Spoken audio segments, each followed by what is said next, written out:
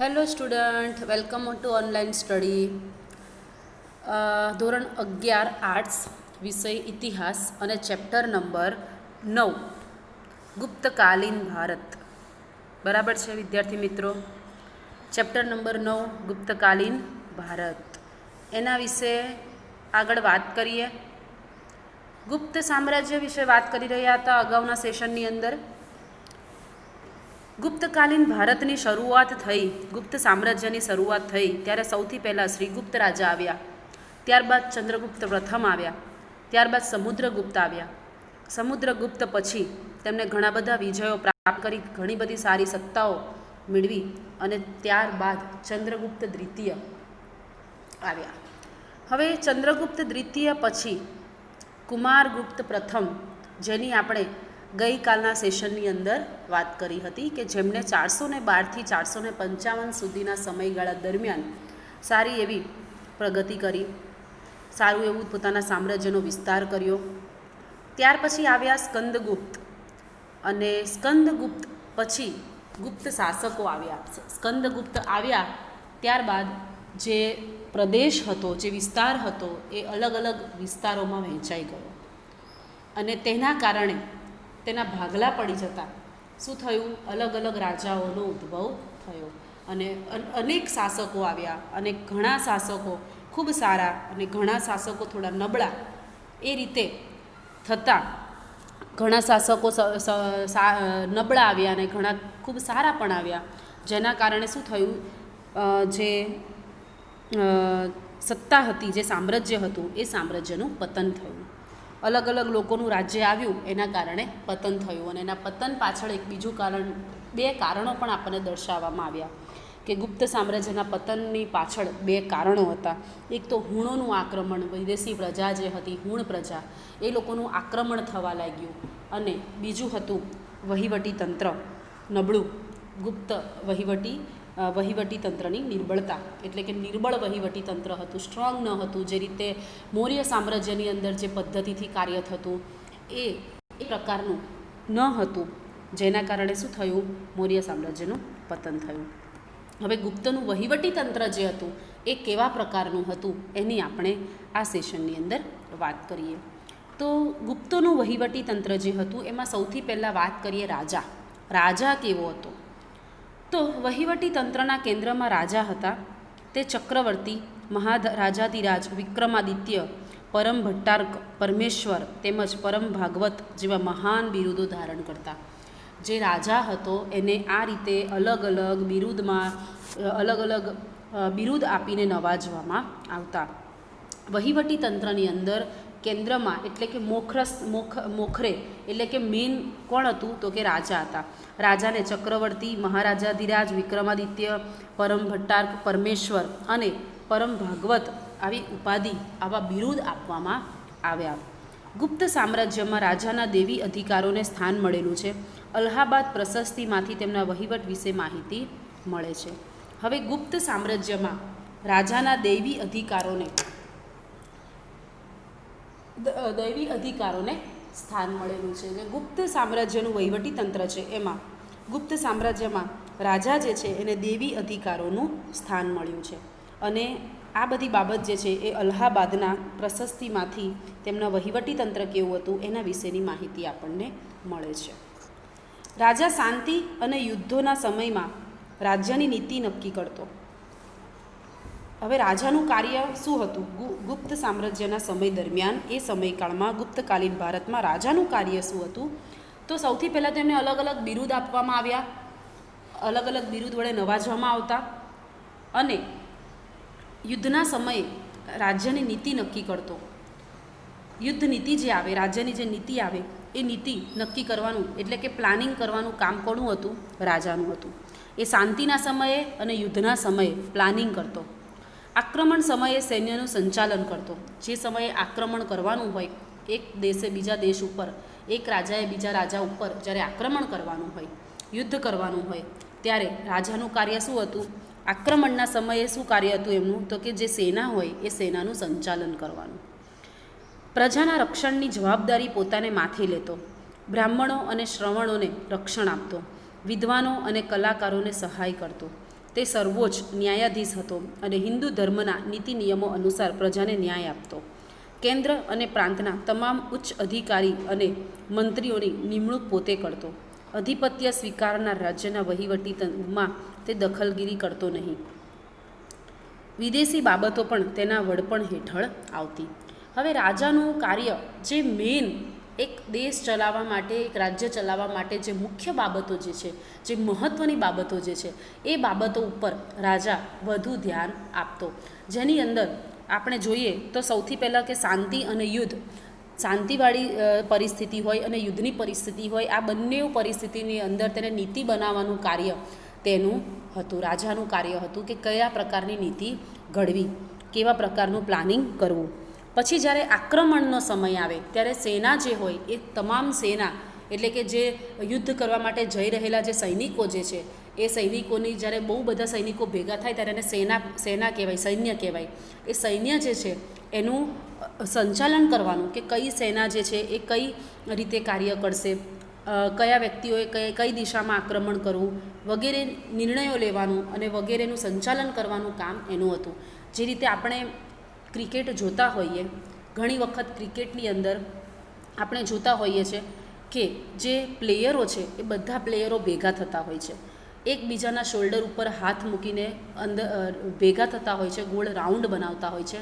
અને જે કેપ્ટન જે છે એ કેપ્ટન જે છે એની ભૂમિકા, રાજાની જે ભૂમિકા છે, દેશ ચલાવવા માટે જે પ્રકારે રાજાની ભૂમિકા છે એ પ્રકારે જીત મેળવવા માટે કેપ્ટનની ભૂમિકા હોય છે ક્રિકેટની અંદર.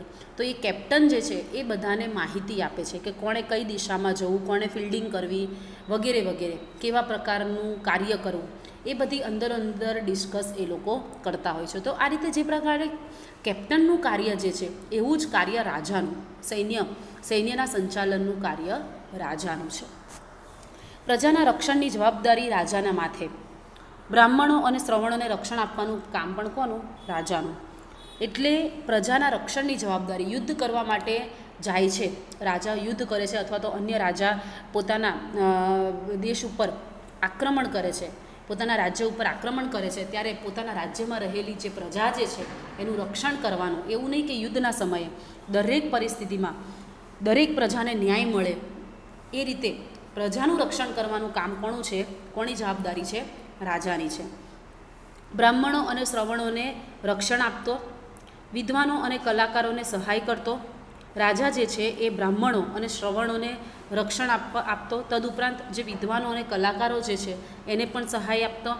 તે સર્વોચ્ચ ન્યાયાધીશ હતો અને હિન્દુ ધર્મના નીતિ નિયમો અનુસાર પ્રજાને ન્યાય આપતો. રાજા જે છે એ સર્વોચ્ચ ન્યાયાધીશ હતો. ન્યાય આપવાનું કાર્ય કોનું? તો કે રાજાનું. ન્યાયાધીશ હતો, એને ન્યાયાધીશ કહેવાય, કે જે ન્યાય આપે એને શું કહેવાય? ન્યાયાધીશ કહેવાય. જેને આપણે અંગ્રેજી ભાષાની અંદર જજ કહી શકીએ કે કંઈ પ્રોબ્લેમ થઈ છે, આપણે કોર્ટમાં જઈએ છીએ, વકીલ સામે દલીલો રજૂ કરે છે અને પછી અંતે નિર્ણય લેવાનું કોણ સાચું અને કોણ ખોટું, અમુક પુરાવા સાથે રાખી અને કોણ સાચું અને કોણ ખોટું, અને તેને એનું તમામ સાચા અને ખોટાનો ફેસલો કરવાનું કામ કોનું છે? તો કે જજનું છે.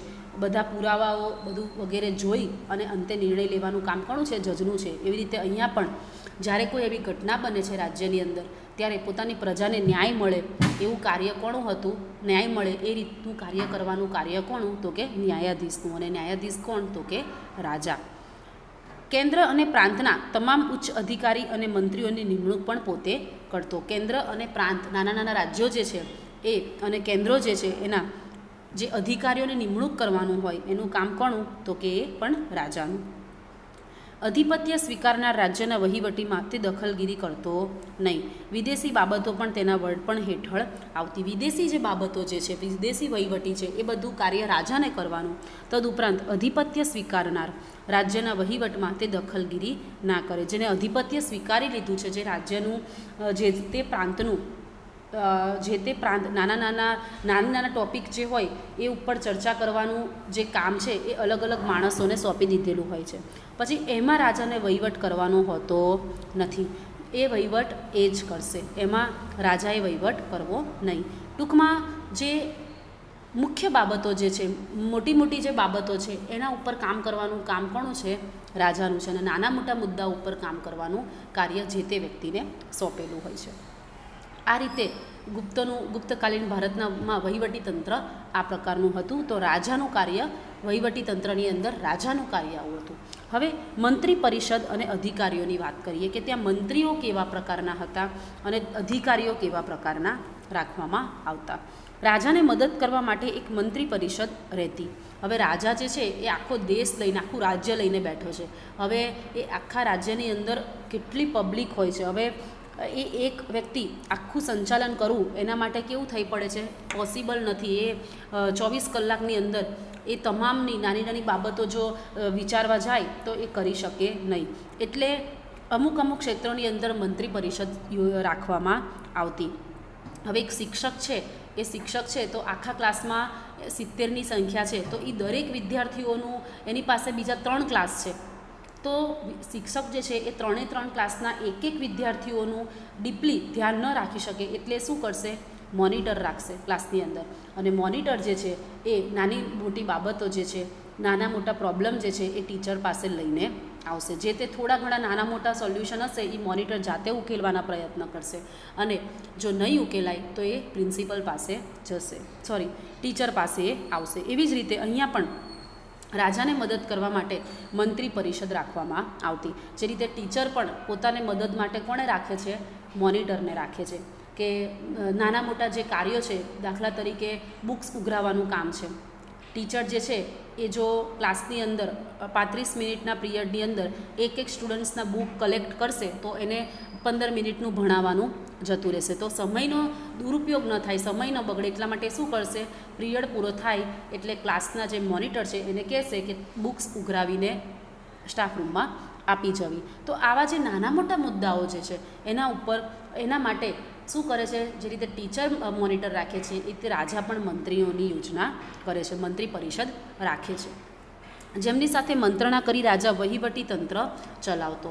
અને જે પણ રાજ્યની જે પણ બાબતો છે એ નાની મોટી બાબતોની ચર્ચા રાજા કોની સાથે કરે?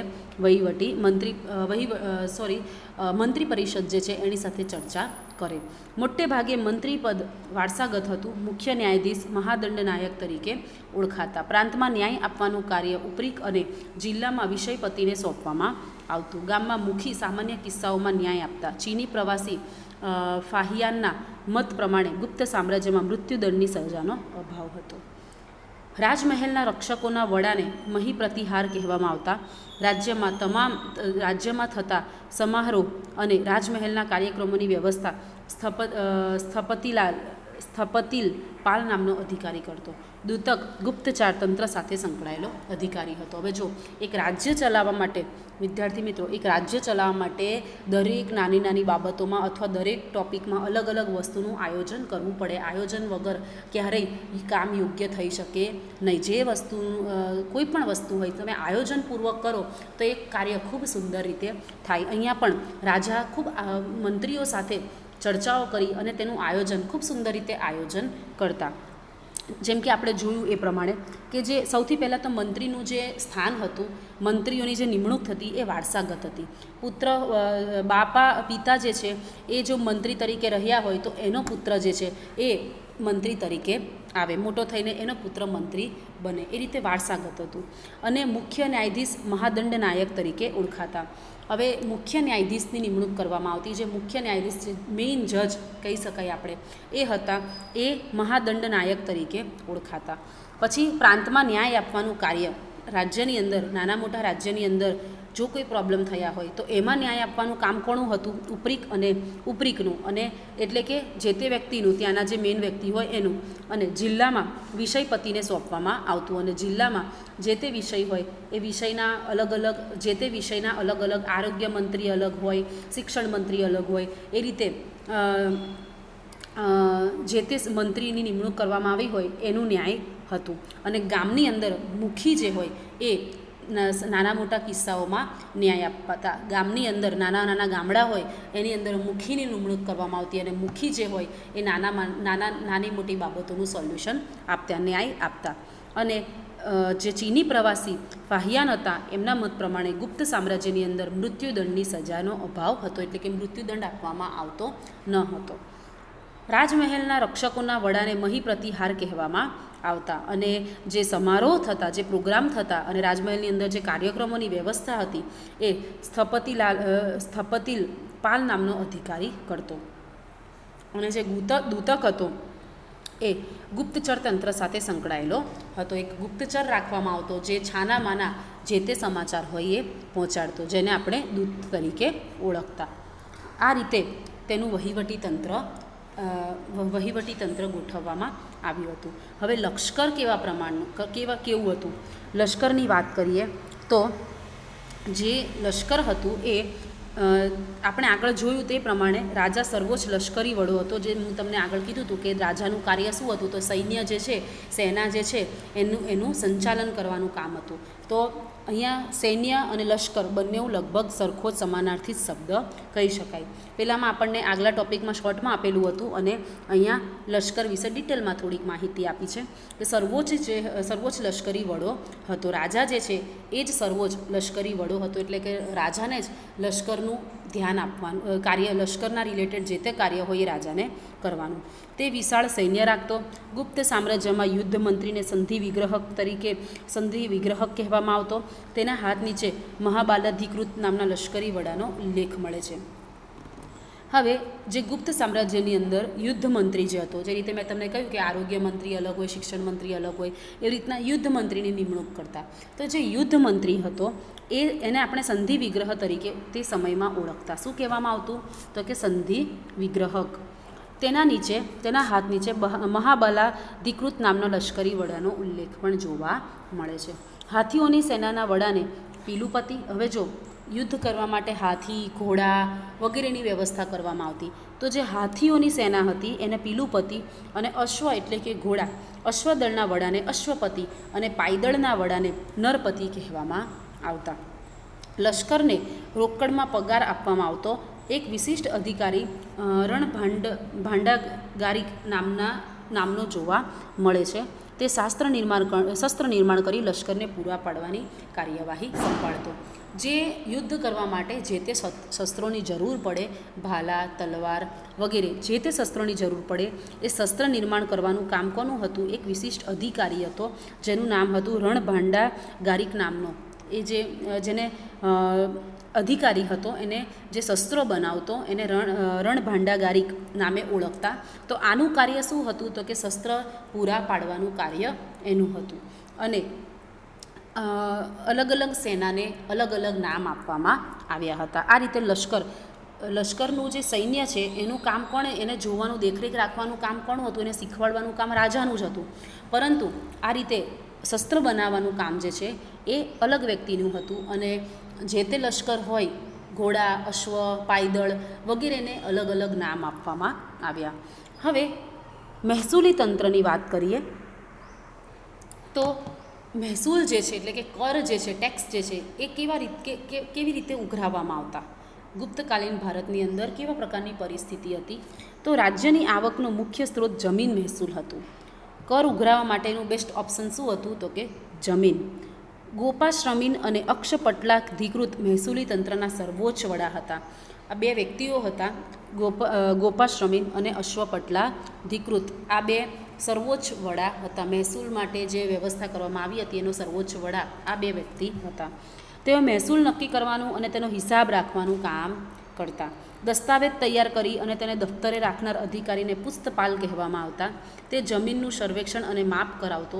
રાજ્યનું સમગ્ર તંત્ર મહેસૂલી તંત્રની સુચારી નીતિને આભારી હોવાથી રાજા પોતે પણ મહેસૂલના વહીવટી તંત્રમાં ખૂબ જ કાળજી લેતા હતા. જે વહીવટી તંત્રની અંદર જે કર ઉઘરાવવાનું કામ છે એમાં રાજા પણ ખૂબ ચીવટપૂર્વક કાર્ય કરતા. અને જે વ્યક્તિ મહેસૂલ નક્કી કરવામાં આવતું, જે સર્વોચ્ચ વડા હતા એને મહેસૂલ નક્કી કરવાનું અને જે તે હિસાબ રાખવાનું હોય એ કામ, તેમજ દસ્તાવેજ તૈયાર કરવાના એ વગેરે કામ જે હતું એ પુસ્તપાલનું હતું. અને પહેલાં જે મેં તમને ગોપશ્રામીન અને અક્ષપટલાધિકૃત એ જે બે મંત્રીઓના નામ આપ્યા એમનું કામ શું હતું? તો કે મહેસૂલ નક્કી કરવાનું, અને પૈસા ઉઘરાવવાનું, હિસાબ રાખવાનું, એ 2 કામ એમનું હતું. અને જમીનનું સર્વેક્ષણ અને માપ પણ કોણ કરાવતું? તો કે પુસ્તપાલ કરાવતો. રાજ્યનું જે સમગ્ર તંત્ર મહેસૂલ તંત્રની સુચારુ નીતિને આભારી હતું. એટલે કે સમગ્ર રાજ્યની અંદર જો કોઈ એક શું કહેવાય એને, રાજ્યની અંદર જો એક હોય કે જેના દ્વારા દેશ ચાલતો હોય, મહત્ત્વની બાબત ટૂંકમાં, જો કોઈ એક રાજ્યને ચલાવવા માટે એક મહત્ત્વની બાબત જો કોઈ હોય, આવક અને જાવક માટે એક મહત્ત્વનું જો કોઈ આપણી પાસે સ્ત્રોત હોય, તો એ સ્ત્રોત હતું આ કર ઉઘરાવવાનું કાર્ય, મહેસૂલ પદ્ધતિ. તો એના કારણે રાજા જે હતા, ટૂંકમાં એનું ઇમ્પોર્ટન્ટ બહુ હતું. મહેસૂલ ઉઘરાવવાનું જે કાર્ય હતું એનું મહેસૂલનું ઇમ્પોર્ટન્ટ ખૂબ હતું. એટલે રાજા પણ જે છે એની ખૂબ ચીવટપૂર્વક કાળજી લેતા. કામાંદકના નીતિસાર અને નારદ સ્મૃતિમાં જણાવ્યા પ્રમાણે ગુપ્ત સામ્રાજ્યમાં મહેસૂલનો દર આવકનો 6ઠ્ઠો ભાગ હતો. એટલે કે નીતિસાર અને નારદ સ્મૃતિ જે પુસ્તકો છે, જે સાહિત્ય છે, એની અંદર દર્શાવ્યું છે કે ગુપ્ત સામ્રાજ્યની અંદર મહેસૂલનો દર જે છે, એટલે કે મહેસૂલ જે છે ઉઘરાવવાની પદ્ધતિ, એમાં આવકનો જે 6ઠ્ઠો ભાગ હોય, આ સિવાય વેપારીઓએ વાણિજ્ય કર, જેને શુલ્ક કહેવામાં આવતો, અને વિષ્ટ એટલે કે વેટ અને બલી જેવા અન્ય પ્રકારના કર રૂપે લેવાનો રાજાને અધિકાર હતો. એક તો જે તે વસ્તુ થઈ હોય, જે તે જમીન હોય, એનો 6ઠ્ઠો ભાગ મહેસૂલ નક્કી કરવાનું, તદુપરાંત મહેસૂલ કર રૂપે એનો 6ઠ્ઠો ભાગ લેવાનો, તદુપરાંત વેપાર વાણિજ્ય કર જેને શુલ્ક કહેવામાં આવતા, અને વિષ્ટ એટલે કે વેટ અને બલી જેવા અન્ય પ્રકારના કર પણ લેવામાં આવતા હતા. અને એનો અધિકાર રાજાને હતો. જે કર ઉઘરાવવાની પદ્ધતિ છે એ અંગ્રેજોના સમયની જે કર ઉઘરાવવાની જે પદ્ધતિ છે ને, એ આપણે લગાન મૂવીની અંદર જોઈ શકીએ છીએ.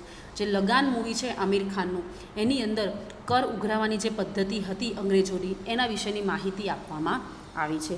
એ તમે ક્યારેક જોયું ન હોય તો એ મૂવી તમે જોઈ અને એના વિશેથી તમે થોડી ઘણી ખૂબ સુંદર મજાની માહિતી પ્રાપ્ત કરી શકો.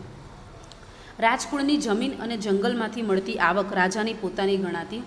એટલું જ નહીં, ફાળા ખાણોમાંથી મળતા ખનિજ તત્વો અને રત્નો ઉપર રાજાનો અધિકાર હતો. મીઠાના ઉત્પાદન ઉપર રાજા કર લેતા હતા. તો આ પ્રકારે મહેસૂલ ઉઘરાવવામાં આવતું હતું. હવે એની અર્થવ્યવસ્થા કેવી હતી? ગુપ્તકાલીન અર્થવ્યવસ્થાની વાત કરીએ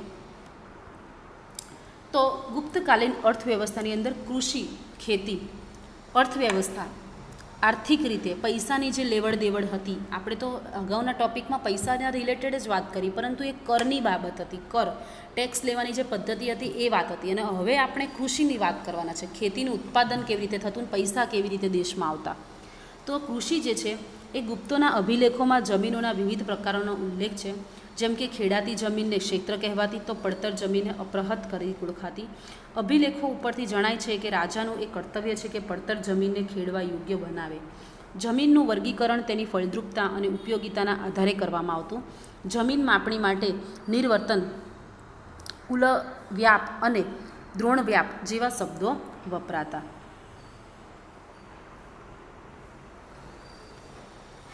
હવે કૃષિની વાત કરીએ તો આ જે ગુપ્તોના અભિલેખો છે એના ઉપરથી આપણને જમીનનો વિવિધ પ્રકારનો ઉલ્લેખ મળ્યો છે. અને જે જમીન હતી એને ડિવાઈડ કરી હતી. જેમ કે ખેડવા લાયક જમીન હોય તો તેને ક્ષેત્ર કહેવાતી, અને પડતર જમીન હોય કે જેની અંદર કંઈ પાકે નહીં એ પ્રકારની હોય તો એને અપ્રહત કહેવાતી. આ બધી જે બાબતો જે છે એ અભિલેખો ઉપરથી આપણને જાણવા મળે છે. અને આમાં રાજાનું કર્તવ્ય શું છે? તો રાજાનું કર્તવ્ય એ છે કે આ જે પડતર જમીન છે એને ખેડવા યોગ્ય બનાવડાવે. એને ખેડવા યોગ્ય બનાવડાવવાની જવાબદારી કોની છે? રાજાની છે. અને જમીનનું જે વર્ગીકરણ જે છે તેની ફળદ્રુપતા અને ઉપયોગિતાને આધારે કરવામાં આવતું. અને તેના માટે જમીનની માપણી માટે નિર્વર્તન, કુલવ્યાપ અને દ્રોણવ્યાપ જેવા શબ્દો વપરાતા. ઘઉં, જવ, ડાંગર, કઠોળ, શાકભાજી, કપાસ, શેરડી જેવા મુખ્ય પાકો હતા. તેઓ મકાઈ, બટેટા કે ટામેટા જેવા પાકોથી અજાણ હતા. હવે એ લોકો ગુપ્તકાલીન ભારતની અંદર ગુપ્ત સામ્રાજ્યમાં જો ઘઉં છે, જવ છે, ડાંગર, કઠોળ, શાકભાજી, કપાસ, શેરડી આવા પાકોનું ઉત્પાદન થતું. તેઓ અજાણ મકાઈ, બટેટા, ટામેટા આ બધાથી તેઓ અજાણ હતા. ગુપ્ત સામ્રાજ્યમાં સિંચાઈને મહત્ત્વ આપવામાં આવ્યું. સૌરાષ્ટ્રના સુદર્શન તળાવનું સ્કંદગુપ્તના સમયમાં ફરીથી સમારકામ કરવામાં આવ્યું. કૂવામાંથી પાણી ખેંચવાની પદ્ધતિ પણ પ્રચલિત હતી. ઘડા અને સાંકળને ચક્રગતિમાં રાખીને ઘડા સતત ભરાતા રહે અને બહાર ખેતરમાં બનાવેલા પાકા થાળામાં ખાલી થતા રહે તેવી વૈજ્ઞાનિક ગોઠવણી કરવામાં આવતી. આ યંત્રને ઘટ્ટી યંત્ર કે અરઘંટી તરીકે ઓળખવામાં આવતું. હવે જુઓ, ગુપ્ત સામ્રાજ્યની અંદર ખેતીની વાત કરીએ તો સૌથી પહેલાં તો સિંચાઈને મહત્ત્વ આપવામાં આવ્યું અને તેનું ઉદાહરણ આપ્યું છે કે સૌરાષ્ટ્રનું જે સુદર્શન તળાવ છે એ સ્કંદગુપ્તના સમયમાં સ્કંદગુપ્ત જ્યારે આવ્યા ત્યારે એનું ફરીથી સમારકામ કરવામાં આવ્યું હતું. એટલે આપણે કહી શકાય કે ગુપ્ત સામ્રાજ્યમાં સિંચાઈને મહત્ત્વ આપવામાં આવ્યું. ત્યાર પછી કૂવામાંથી પાણી ખેંચવાની જે પદ્ધતિ હતી એ પણ પ્રચલિત બની. ઘડા અને સાંકળને ચક્રગતિમાં રાખીને ઘડા સતત ભરાતા રહે અને બહાર ખેતરમાં બનાવેલા પાકા થાળામાં ખાલી થતા રહે તેવી વૈજ્ઞાનિક ગોઠવણી પણ કરી હતી અને જેને ઘટ્ટી યંત્ર કે અરઘંટી તરીકે ઓળખવામાં આવતું. ઘટ્ટી યંત્રની મદદથી ખેતરમાં થતી સિંચાઈની પદ્ધતિનું મહત્ત્વપૂર્ણ વર્ણન બાણભટ્ટના હર્ષચરિતમાં જોવા મળે છે. હવે ઘટ્ટી યંત્રની મદદથી જે સાંકળ વડે કૂવામાં પાણી નાખીને જે ચક્ર દ્વારા પાણી ખેંચવાની જે પદ્ધતિ હતી સિંચાઈ પદ્ધતિ એનું મહત્ત્વ આપણને બાણભટ્ટ જે છે સંસ્કૃત કવિ બાણભટ્ટ જે છે એનું જે સાહિત્ય છે હર્ષચરિતમ એની અંદર જોવા મળે છે. શેરડી જેવા પાકનું ઉત્પાદન ઘટ્ટી યંત્રની મદદથી કરવામાં આવતું. તેમ છતાં ખેતી મુખ્યત્વે વરસાદ ઉપર આધારિત હતી. વિજ્ઞાન અને ટેકનોલોજીની મદદથી બહુ વિશાળ પાયા પર સિંચાઈ યોજના દેખાતી નથી. વૈજ્ઞાનિક રીતે સિંચાઈ યોજના થઈ હશે એવું કહી શકીએ નહીં, કારણ કે બહુ ઓછા પ્રમાણમાં જોવા મળે છે. વૈજ્ઞાનિક પદ્ધતિ ખેતીમાં આવી ન હતી. ગુપ્તકાળના અભિલેખોમાં વિભિન્ન ધર્મ સંસ્થાને જમીન ભેટ આપવામાં આવતી, જેને ધર્મદેહ કહેવામાં આવતી. તેનો ખાસ ઉલ્લેખો ખાસા મળે છે. અધિકારીઓને પણ પુરસ્કાર રૂપે જમીન ભેટમાં આપવામાં આવતી. આવો જમીન મેળવનાર ઉચ્ચ વર્ગ પણ ઊભો થયો, જેને ઉચ્ચ સામાજિક દરજ્જો પણ મળતો. શાસકો પાસેથી આવી રીતે જમીન મેળવનાર અને મોટા જમીનદારોની તુલનાને સામાન્ય ખેડૂતોની સ્થિતિ ખરાબ હતી. ભૂમિદાનની પ્રથાને કારણે ખેડૂતોનો સામાજિક દરજ્જો નિમ્ન કક્ષાનો બન્યો. ગુલામી પ્રથા પણ ખેતીમાં જોવા મળે છે. તેમનું આર્થિક શોષણ પણ થતું. વાત્સાયનના કામસૂત્રમાં બલિકો એટલે કે જમીનદારોની યાતનાઓનો ભોગ બનનાર દાસદાસીઓનું હૃદયદ્રાવક વર્ણન પણ જોવા મળે છે. અનેક વિસ્તારોમાં નાના નાના રાજ્યોનો ઉદય થવાને કારણે ખેડૂતો અને આવા રાજ્યોમાં વહેંચાયા. આવા નાના રાજ્યોએ ખેડૂતો પર કરવેરા નાખ્યા અને વેટ પ્રથા પણ ઊભી કરી. આમ આધુનિક ટેકનોલોજીયુક્ત કૃષિનો અભાવ જોવા મળે છે. તેમ છતાં કપાસ અને શેરડી જેવા પાકોથી ભારતની કૃષિમાં ઉન્નત પરિસ્થિતિ ઊભી થઈ છે. હવે ગુપ્તકાળના અભિલેખોમાં ધર્મ સંસ્થાઓને જમીન ભેટ આપવામાં આવતી, જેને આપણે શું કહેતા ધર્મદેહ. તદુપરાંત જે અધિકારીઓ હતા એને ગિફ્ટ રૂપે ઇનામ રૂપે એટલે કે પુરસ્કાર રૂપે જમીન ભેટમાં આપવામાં આવતી. અને અનેક શાસકો પાસેથી આવી જમીન મેળવનાર અને મોટા જમીનદારોની તુલનાએ સામાન્ય ખેડૂતોની સ્થિતિ ખરાબ હતી. એના કારણે શું થતું, આવા મોટા મોટા શાસકોને જમીન ભેટમાં આપવામાં આવતી, એટલે જે જમીનદારો છે ખેડૂતો છે એ લોકોની સ્થિતિ જે નબળી હતી એ નબળીને નબળી જ રહેતી. હવે ખેડૂતોનો જે દરજ્જો હતો, ખેડૂતો જે હતા એમનો જે સ્થાન હતું તે નિમ્ન કક્ષાનું હતું, એને બહુ મહત્ત્વ આપવામાં ન આવતું અને ગુલામી પ્રથા પણ જોવા મળતી. તેમનું આર્થિક શોષણ થતું. એનું જે ઉદાહરણ છે એ વાત્સાયનનું જે કામસૂત્ર સાહિત્ય છે, પુસ્તક જે છે વાત્સાયનનું કામસૂત્ર, એની અંદર આનો હૃદયદ્રાવક વર્ણન પણ જોવા મળે છે કે જે ખેડૂતોની જે પરિસ્થિતિ હતી ગુપ્તકાલીન ભારતમાં એ ખૂબ નબળી હતી. ખેડૂતોને બિચારાઓને મહત્ત્વ નહોતું આપવામાં આવતું, ગુલામી કરાવતા, આર્થિક શોષણ થતું એની જે વાત છે એ વાત્સાયનના કામસૂત્રની અંદર પણ ઉલ્લેખ કરી છે. એ વાતનો એમાં પણ ઉલ્લેખ કરવામાં આવ્યો છે. હવે અનેક વિસ્તારોમાં નાના નાના રાજ્યોનો ઉદય થવાને કારણે ખેડૂતો પણ આવા રાજ્યોમાં વહેંચાયા. ખેડૂતો પર કરવેરા નાખ્યા, વેટ પ્રથા પણ ઊભી કરી. આધુનિક ટેકનોલોજીયુક્ત કૃષિનો અભાવ પણ હતો. તેના કારણે કપાસ અને શેરડી જેવા પાકોથી ભારતની કૃષિમાં ઉન્નત પરિસ્થિતિ ઊભી થઈ. અને આ રીતે કૃષિ જે છે એમાં ખેડૂતોનું સ્થાન આપણે કહી શકીએ કે નિમ્ન કક્ષાનું હતું, જેના કારણે વૈજ્ઞાનિક પદ્ધતિનો પણ અભાવ હતો. એટલે કૃષિ ક્ષેત્રની અંદર ખૂબ સારી એવી ગુપ્તકાલીન ભારતમાં પ્રગતિ થઈ નહીં હોય એવું આપણે કહી શકાય. હવે વિદ્યાર્થી મિત્રો, જે વેપાર અને હુન્નર ઉદ્યોગ છે, વેપાર કેવો હતો અને ગુપ્તકાલીન સમાજ છે, ત્યાર પછી છે ગુપ્તકાલીન સાહિત્ય કેવું હતું, ગુપ્તકાલીન કલા, ગુપ્તકાલીન ધર્મ, વિજ્ઞાન અને ટેકનોલોજી કેવી વિકસી, પછી પતન પછીનું ભારત, આપણે અહીંયા સુધીને ગુપ્તકાલીન ટેકનોલોજી જે છે ત્યાં સુધીને આપણે ગુપ્તકાલીન ભારતની વાત કરીશું. અને ત્યાર પછી તેનું પતન થયું, ગુપ્તકાલીન ભારતનું જે પતન થયું એ પતન પછી ભારતની પરિસ્થિતિ શું હતી, પછી શું થયું, એના વિશે આપણે અગાઉના સેશનની અંદર વાત કરીશું.